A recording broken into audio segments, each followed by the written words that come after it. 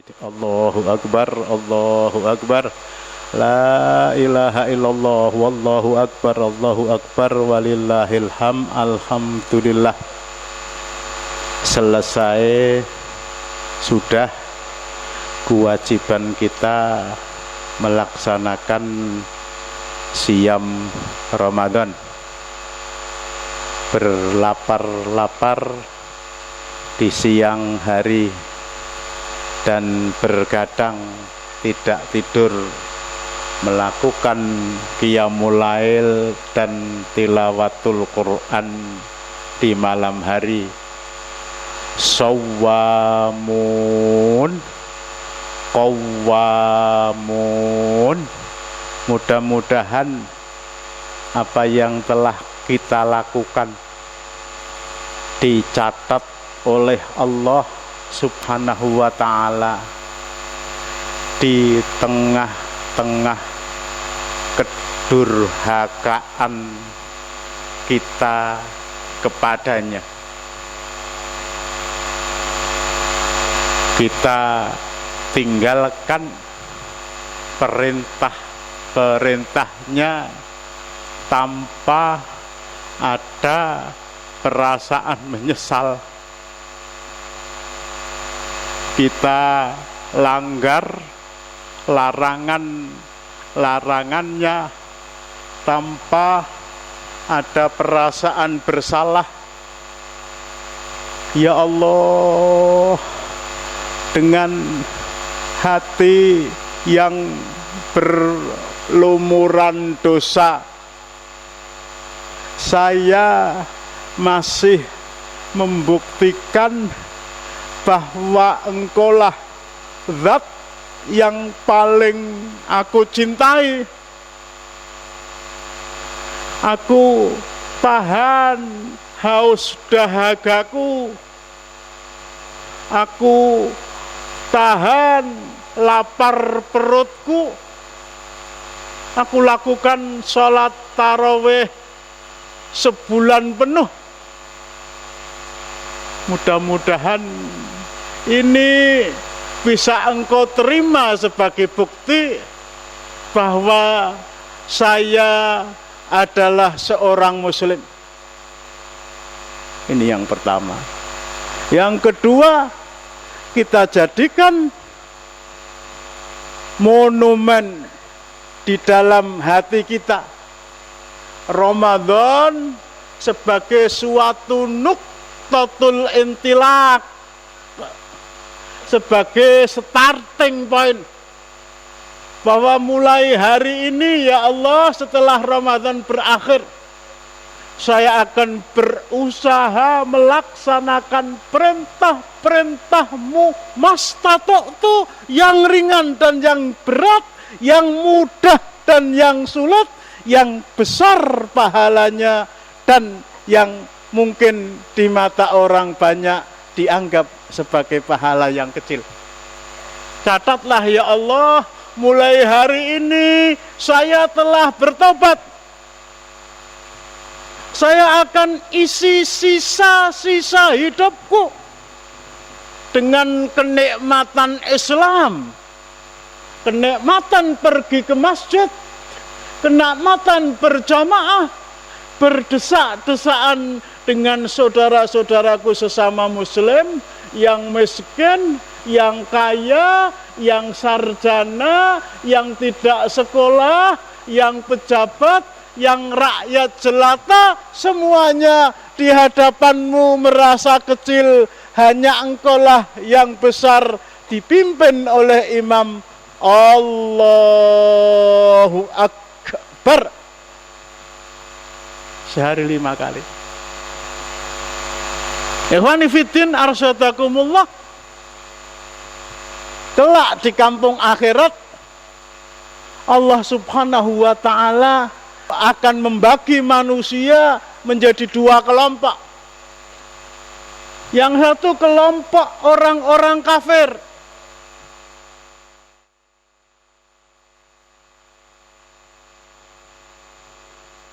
Al-Quran surat Al-A'raf ayat 40 tegas mengatakan tidak mungkin, mustahil orang-orang kafir itu akan masuk ke dalam jannah, akan masuk ke dalam surga.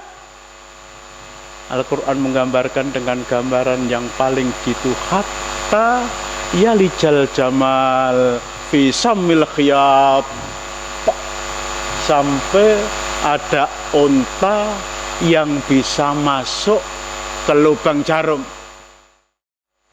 Dengan segala amal kebajikan mereka di dunia, sama sekali tidak akan terbuka pintu jannah untuk mereka. Pintu jannah, pintu surga hanya disediakan Allah Subhanahu wa ta'ala untuk orang-orang beriman. Yang orang beriman itu nanti di kampung akhirat akan dibagi oleh Allah Subhanahu wa ta'ala menjadi 3 kelompok. Tsumma awrathnal kitabal ladzina istafaina min ibadina wa minhum dzalimun li nafsihi wa minhum muqtasid wa minhum sabiqum bil khairati bi idznillah dzalika huwal fadlul kabir. Surat Fatir, surat ke-35 ayat 32. Abdullah ibnu Mas'ud menafsirkan ayat ini dengan kata-katanya, yuhasibullahu amalal abdi yaumal qiyamah. Allah akan menghisab, Allah akan menghitung amal setiap hamba pada hari kiamat. Famangkanat hasanatuhu aktsara min sayyiatihi biwahidatin dakhalal jannah. Barang siapa yang amal kebaikannya ketika ditimbang lebih berat dibandingkan dengan amal keburukannya, meskipun hanya 1 nilai.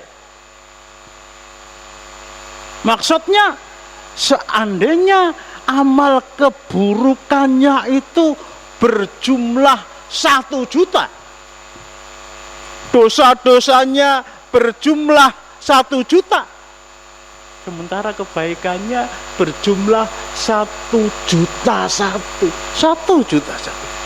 Allah akan masukkan dia dengan sifat Rahman dan Rahimnya ke dalam jannah, ke dalam surga.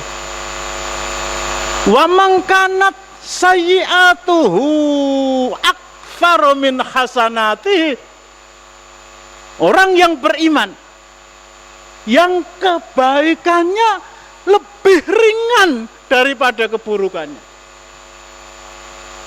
Dia sholat, dia siam, dia haji, dia zakat, tetapi dia juga berbuat dosa. Suatu ketika karena tidak bisa menahan diri, dia memakan uang haram. Suatu ketika karena tidak bisa menahan diri, dia minum minuman keras. Suatu ketika dia tidak bisa menahan diri, dia berzina dengan lawan jenis. Kebaikannya dibanding dengan keburukannya lebih berat keburukannya. Tempat tinggal kamu, begitu kalau saya bahasakan, di dalam jannah, di dalam surga. Tajri min tahtihal anhar, mengalir di bawahnya sungai-sungai, ada sungai madu, ada sungai minuman keras yang tidak menyebabkan mabuk, sungai susu, sungai air yang belum pernah berubah warnanya. Tempat tinggal kamu di sana. Tetapi berhubung kamu mati membawa dosa dan dosa kamu itu lebih berat daripada kebaikannya, untuk sementara kamu harus masuk ke dalam neraka. Untuk sementara. Sebagai gambaran, mungkin dia bertanya, ya Allah, berapa hari saya masuk neraka? 1 hari. Sejak matahari terbit jam 6 sampai matahari tenggelam jam 6 sore. wa yasta'jilunaka bil adzabi wa la yukhlifallahu wa'dahu wa inna yawman inda rabbika ka'alfi sanatin mimma ta'udun. Surat Al-Hajj 47. Satu hari di kampung akhirat sama perhitungannya dengan 1000 tahun di dunia. Satu hari di akhirat, 12 jam di akhirat sama dengan 1000 tahun di dunia. Jadi maaf kalau boleh saya ilustrasikan, orang muslim, jangan-jangan kita, naudzubillah, yang dimasukkan Allah subhanahu wa ta'ala pada hari-hari pertama berdirinya kerajaan Majapahit tahun 1293,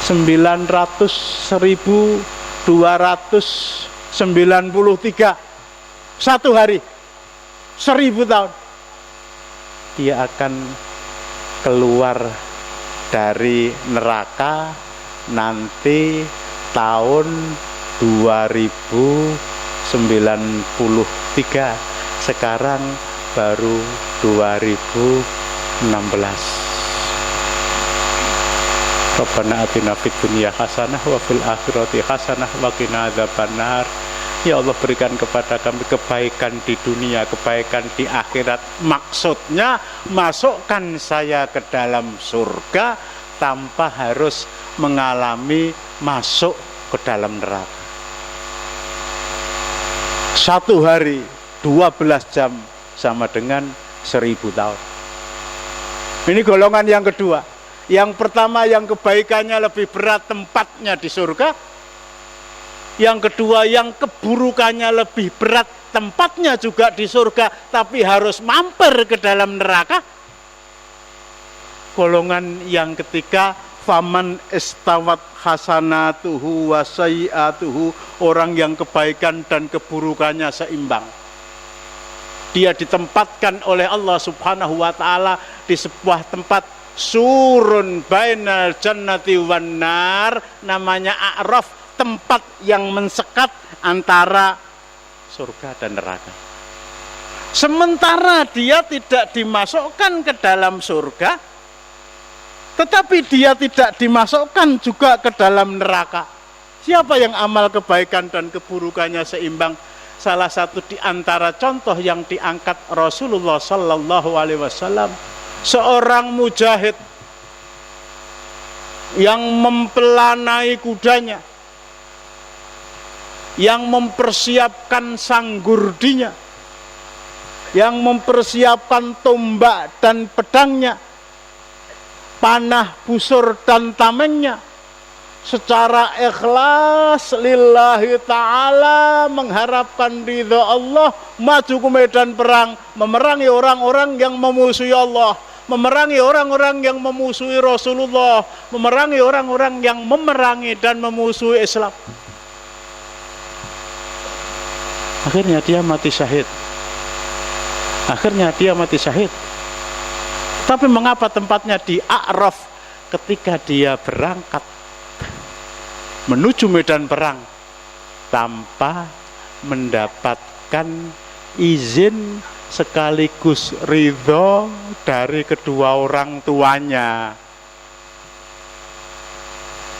Orang tuanya melarang dia bukan karena orang tua takut kehilangan anak. Orang yang mati syahid akan memberikan syafaat kepada keluarganya, bahkan 70 orang. Tetapi kata si orang tua, siapa yang akan melayani saya minum pagi, makan pagi? Siapa yang akan mewawii saya ketika saya saya terbaring lemas bed rest di atas tempat tidur? Tidak ada orang yang bisa melayani saya secara puas kecuali darah dagingku, kecuali tulang sumsumku, kecuali kulitku, kecuali anakku yang menggunakan nama di belakang namanya. Satu-satunya nama yang ada di belakang nama seseorang adalah nama bapaknya. Jangan berangkat, nak. Jangan berangkat. Siapa yang akan melayani saya? Saya akan panggilkan babysitter. Saya akan panggilkan orang-orang yang biasa mengasuh anak kecil, bahkan mengasuh orang tua. Kenikmatan dilayani oleh anak tidak senikmat dilayani oleh orang lain.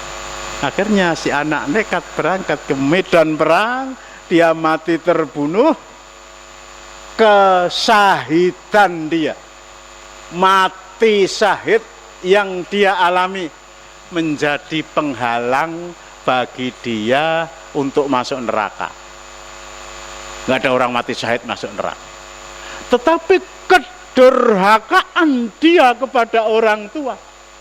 Ridallah fi ridal walidain wa sukhtullah fi sukhtil walidain. Ridho Allah tergantung kepada ridho kedua orang tua. Kemurkaan Allah tergantung kepada kemurkaan kedua orang tua, menjadi penghalang bagi dia untuk bisa masuk surga. Saudara-saudaraku yang orang tuanya masih hidup, yang dikaruniai orang tua, dan dia tidak bisa melakukan sesuatu kecuali dengan pertolongan kita camkan persoalan ini.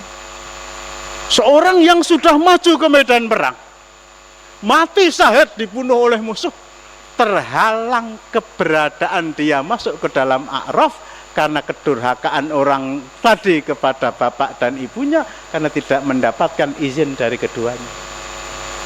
Sudah maju ke medan jihad, apalagi kalau ada kelompok yang menghalang-halangi jihad.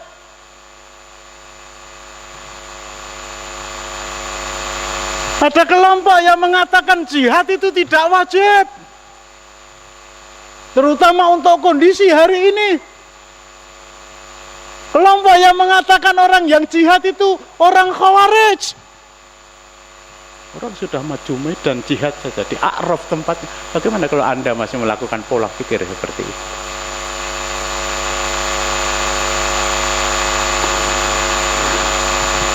Mereka yang lebih berat amal kebaikannya, tempat tinggalnya di jannah, yang lebih berat keburukannya sementara di dalam neraka, yang seimbang untuk sementara ditempatkan juga di dalam a'raf untuk kemudian nanti masuk ke dalam jannah.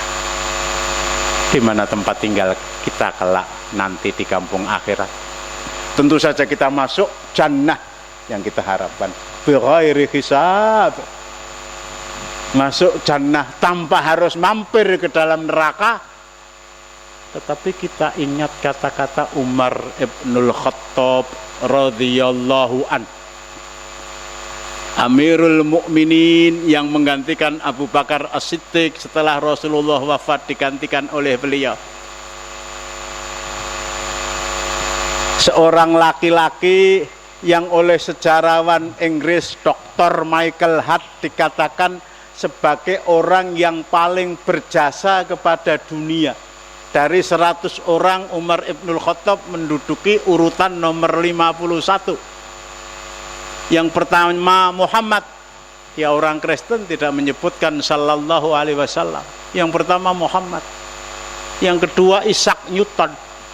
Yang ketiga Yesus Kristus. Keempat, kelima, dan yang ke-51 adalah Umar ibnul Khattab. Artinya apa? Dunia mengakui bahwa Umar ibnul Khattab yang adalah Amirul Mukminin diakui oleh mereka sebagai seorang manusia yang paling berjasa kepada dunia dari 100 orang yang dia sebut namanya satu persatu dalam sebuah buku yang ditulis sekitar 50 tahun yang lalu, judulnya The 100, diterjemahkan 100 orang yang paling berjasa kepada dunia oleh salah seorang mantan ketua PWI, Mahbub Junaidi. Apa kata Umar ibnul Khattab ketika orang datang kepada dia, ya Amirul Mukminin, di mana tempat tinggal Anda nanti di akhirat? Kalau kita ditanya, kita harus menjawab Umar ibnul Khattab tempatnya di jannah. Karena Umar ibnul Khattab adalah salah seorang dari 10 orang sahabat yang oleh Rasulullah diberi kabar gembira bakal masuk jannah. Abu Bakar As-Siddiq. Nomor 2, Umar ibnul Khattab, Utsman ibnu Affan, Ali bin Abi Thalib, Talhah bin Ubaidillah, Zubair bin Awam, Sa'ad bin Abi Waqqas, Sa'id bin Zaid, Abu Ubaidah ibn al-Jarrah, Abdurrahman bin Auf radhiyallahu anhum. Kalau kita ditanya, kita harus menjawab Umar tempat tinggalnya di dalam surga sesuai dengan jaminan Rasulullah sallallahu alaihi wasallam. Tapi dengan segala kerendahan hati, kekhawatiran, kalau sampai dia ditempatkan di dalam neraka, di mana tempat tinggal Anda wahai Amirul Mukminin nanti di kampung akhirat? Dia jawab, "Lau nada munadin, ya ayyuhal mauquf, udkhulul jannata illa rajulan wahida la khasautu an akuna huwa an. Walau nada munatin ya ayyuhal mauquf, udkhulun nara illa rajulan wahida la rajautu an akuna dzalikar rajul." Kalau kepada penghuni A'raf, orang yang amal kebaikan dan keburukannya itu seimbang di dalam timbangan Allah, yang jumlahnya bukan hanya puluhan, bukan hanya ribuan, tentu saja jutaan, diseru oleh Allah, "Wahai penghuni Araf, wahai penghuni Araf, masuklah kalian semua ke dalam jannah, masuklah kalian semua ke dalam surga, kecuali satu orang." Saya khawatir jangan-jangan yang seorang itu saya. Saya khawatir jangan-jangan yang seorang itu saya.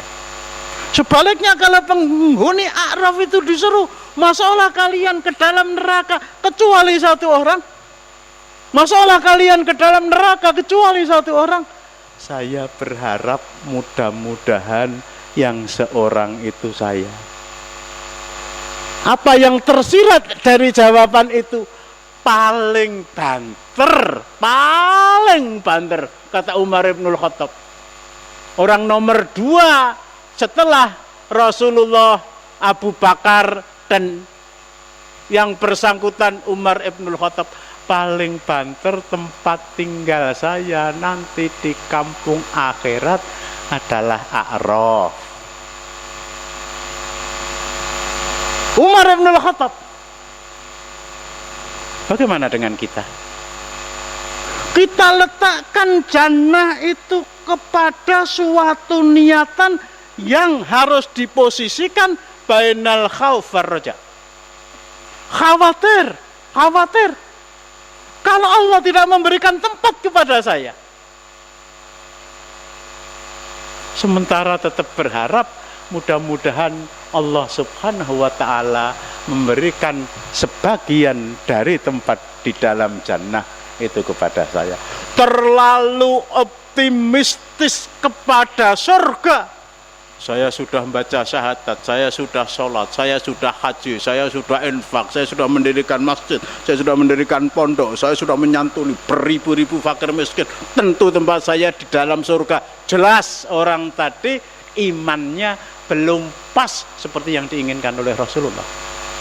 Tetapi berputus asa dengan segala perbuatan jelek yang kita lakukan, sehingga tidak ada harapan sama sekali saya bakal masuk surga.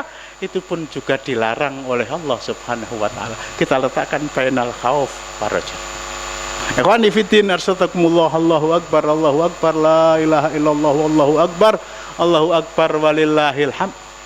Yang dihisab oleh Allah subhanahu wa ta'ala, amal yang dihitung oleh Allah subhanahu wa ta'ala adalah amalnya orang Islam. Orang Islam yang bersih dari syirik. Meskipun suatu ketika tadi saya katakan dia telah melakukan perbuatan dosa-dosa besar. Dalam Islam, orang yang baik adalah orang yang tidak musyrik. Orang yang baik adalah orang yang tidak musyrik. Meskipun suatu ketika karena kuatnya godaan setan, dia telah melanggar perbuatan dosa. Sekali lagi, amal orang musyrik tidak akan diterima oleh Allah sama sekali. Lau asrakta la yahbatanna amaluk. Kalau kamu musyrik, sungguh amal kamu akan dihalang-halangi oleh Allah untuk diterima sebagai amal saleh. Orang kafir dengan